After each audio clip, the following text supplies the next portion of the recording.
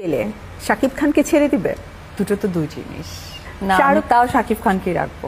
এটা কি ইয়েস না বলবো না, শাহরুখ খান আমার লাগবে না, শাকিব খানই ঠিক আছে।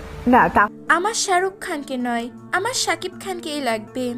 শাকিব যদি এখনই ফোন করে চলে যেতে বলে এখনই আমি চলে যাব। এবার সামাজিক যোগাযোগ মাধ্যমে এসে শাকিব খানকে নিয়ে এরকমই কথা বলতে শোনা যায় অপু বিশ্বাসকে, যা শুনে রীতিমতো ভক্তরা অবাক হয়ে গিয়েছে। খান ফোন করে বলে যে তুমি কোথায় আছো, শুট টুট কিছু করা লাগবে না, চলে আসো। চলে যাবে? চলে যাবো, হ্যাঁ চলে যাবে 100%। তাহলে ইয়েস, তাহলে ইয়েস। এবার এক সম্প্রতি ঈদ অনুষ্ঠানে একটি টিভি প্রোগ্রামে দেখা যায় অপু বিশ্বাসকে। সেখানে অপু বিশ্বাসকে উপস্থাপক নানা রকমের প্রশ্ন করে। প্রশ্ন করার এক পর্যায়ে উপস্থাপক তাকে প্রশ্ন করে সব থেকে রাগ হয় কার উপর। উত্তর অপু বিশ্বাস বলে সব কাছের মানুষদের উপরই আমার রাগ হয়। আমি বেশিরভাগ সময় সব রাগ খানের উপর চাপিয়ে দেই। এখনো রাগ করলে খানের উপরই করি।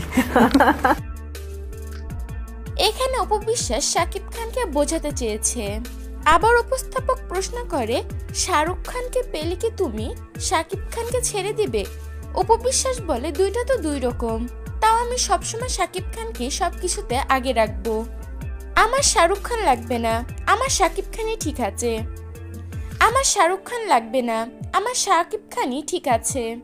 উপস্থাপিকা আবারও প্রশ্ন করে শাকিব যদি এখন আপনাকে ফোন করে বলে তোমার শুট টুট কিছু করতে হবে না, তুমি এখনই আমার কাছে এসে পড়ো, আমার বাসায় আসো, তুমি কি করবে?